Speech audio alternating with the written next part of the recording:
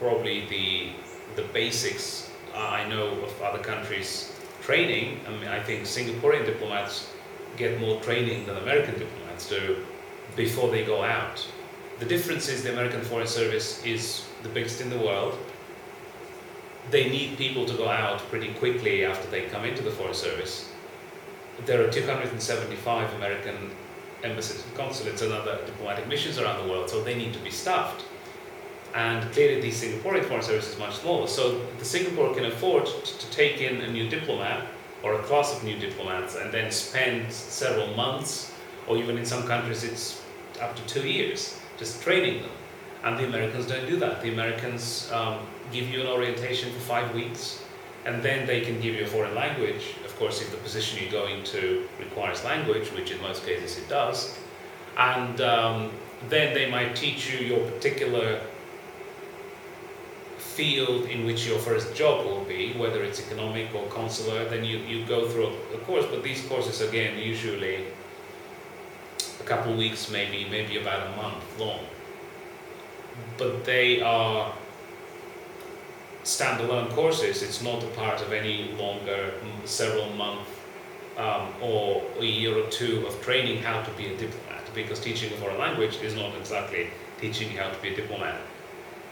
So it all comes down to what Colin Powell called professional development of diplomats, and he tried to institutionalize it, but unfortunately I don't think it's at the level he wanted it to be. And that feeds into the public perception that diplomacy is easy and anyone can do it, as I said earlier. And it's just, to me, this perception is not a correct perception, because diplomacy is a profession and not a hobby. Now, do you think the United States is seeing a decline of good leadership? And if not, why? And if yes, why? Do you think the United States is seeing a decline of good leadership? Especially in the era of trying to churn out good ambassadors around the world. Well, that's these different questions, because political leadership is one thing, and then producing good diplomats is another thing, right? If you look at probably decline, many people talk about decline. There are books written about the decline of the US power and all that. I don't think it's a decline. It's just that there is more competition now. You have the BRIC countries, right? Brazil, Russia, India, China. So the field is just more crowded than it was 20 years ago. And more countries need to be taken into account, or you just have to put up with more countries when it comes to international relations, because they have stakes as well as the United States. And obviously China is emerging. China holds a very large part of the American debt, which is important. And many of the things that the US wants to do in the world, it has recognized publicly that it cannot do them alone. So the US needs these other countries, whether it's Brazil or Russia or China, to work on many different issues, Western Europe clearly.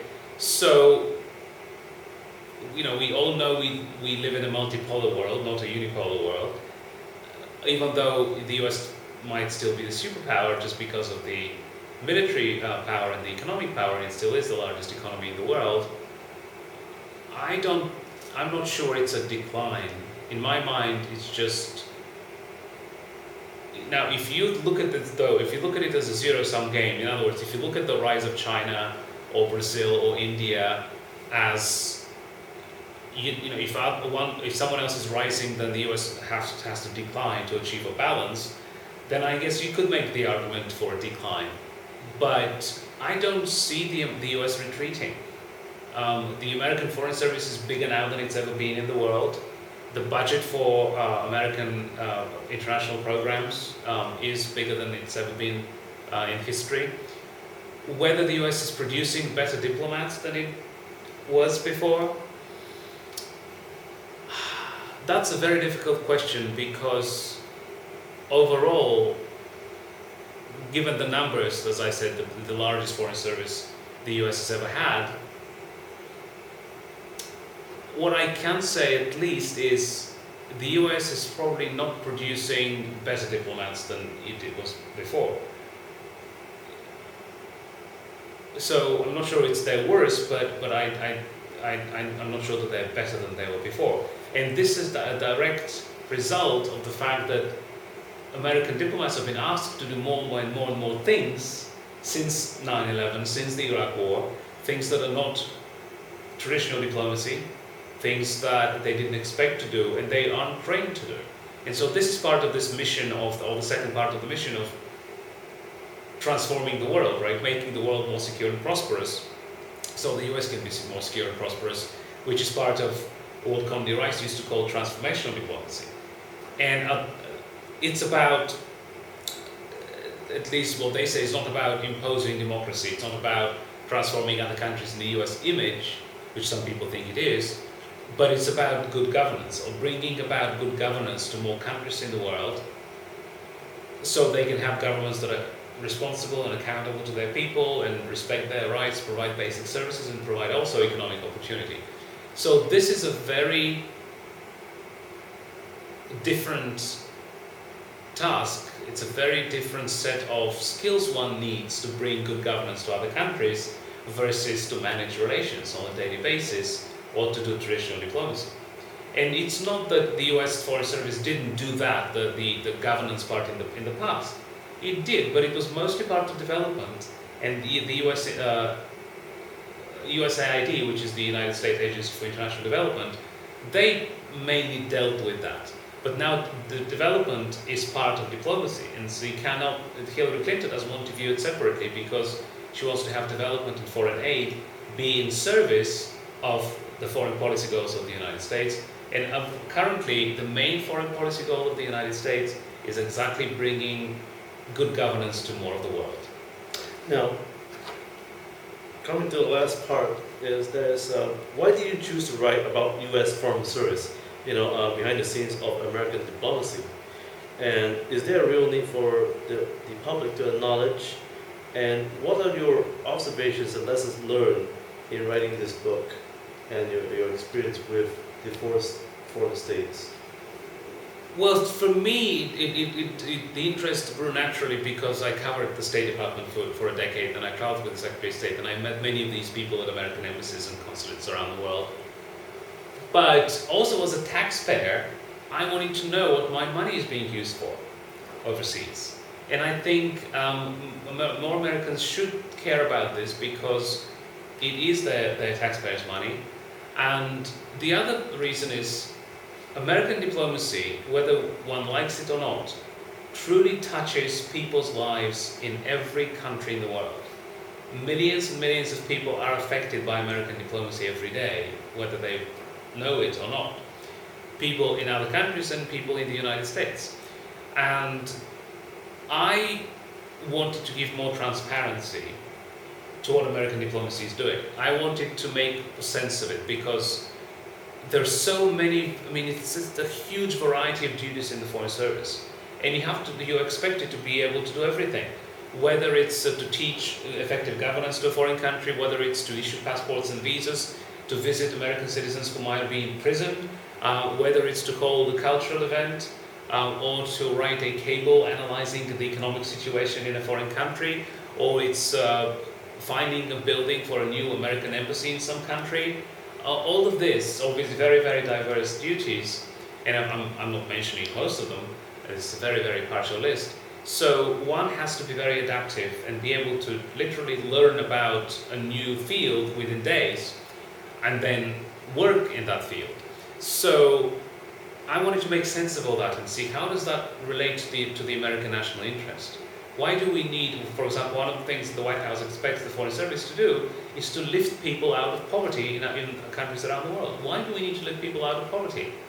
Is it because just the US is nice? Is it because there is need in the world for that? Well, these are good arguments, but they're not sufficient to be spending tens of billions of dollars. So I wanted to go and see what is the link between what American diplomats do every day at embassies and consulates and the American national interest or American national security. And it seemed to me that this transparency that I was seeking didn't previously exist. And so you won't find another book like this, particularly because it's not an academic book. It's a very hands-on, practical, pragmatic book that tells the story of the Foreign Service, and by trying to humanize diplomacy and the Foreign Service. So everything that I talk about in the book, whether it's about public diplomacy or teaching good governance to other countries, or about heartbreaking stories about child abductions or child adoptions, these are all stories that have real life examples. And it's really stories. It's not theory, it's not academic style, it's a journalistic style, which, if you know, as a journalist, it's all about stories. As an experienced journalist yourself, what would be your three key advice would you give for aspiring journalists and new journalists at large that which can they learn from you? Well, first of all, you have to know how to write good stories. Not just rewrite press releases, but make it interesting. Even if you're writing about public policy, or about pension reform, or healthcare, you have to humanize it. You have to make it relatable to your readers if you want them to keep reading. So that's the skill. Learn how to write good stories that are interesting and keep people reading, not falling asleep on them. The second is something I said earlier, which is try to recognize the PR crap. And if someone is trying to push something, to sell something to you, or use you as a vehicle through your stories to sell a product or a service, then recognize that. And if it's I'm trying to sell a book currently, so I'm promoting a book, but it's about an issue that affects, I think, everybody in the world. American diplomacy affects everybody in the world. So, and I'm not going to get rich by selling a book in any case, but you have to, even a product like this, like a book, you have to take it and then make a good story out of it. Whether you tell a story of how I was 15 in Bulgaria when the Cold War ended and then decided to do so and so, not just to be a shameless sales pitch, because journalism is not about selling products or services, it's about telling stories. And so that's two, right? And I would say the third is just try not to be prone to manipulation, and try to be objective, try to be balanced.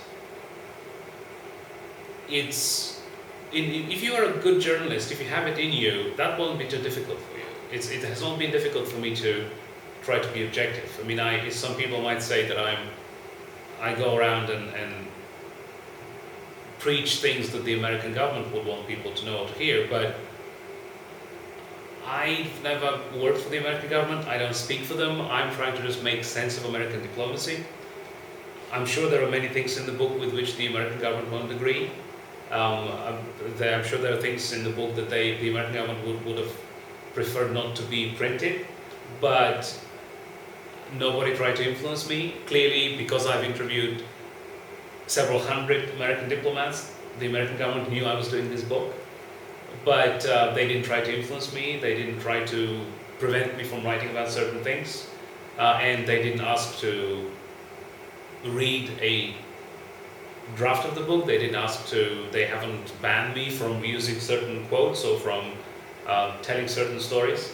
So as long as that's clear and people can trust you, because at the end of the day, what is it that differentiates between journalist and blogger? It's trust, right? The one thing we have in journalism is trust, and if your readers or your audience doesn't trust you as an objective, not only observer and analyst, but also an objective storyteller, then you don't have much left. Well, thank you. The U.S. Foreign Service Behind the Scenes of American Diplomacy is a new book written by Mr. Nicholas Kralev, which is now available in all good leading bookstores as well as on Amazon. And once again, thank you for joining me, Mr. Nicholas Kralev. So let me just say, it's not yet available in bookstores in Singapore. Yes, of course. But I hope that it will be soon. No problem. Well, thank you for joining Mr. Nicholas Kralev on the Stienberg Review, the National Critic's Choice. And I'm Robin Stienberg, your host and editor-in-chief. Thank you for joining me. Thank you. All right. Sorry about that. Oh, that's okay. No, I mean, I don't want people to just go start looking for it. And, No, but yeah, obviously they can order it on Amazon. So, yeah. And I will give this back to Thank you. Yeah. Lou. Yeah. Thank you.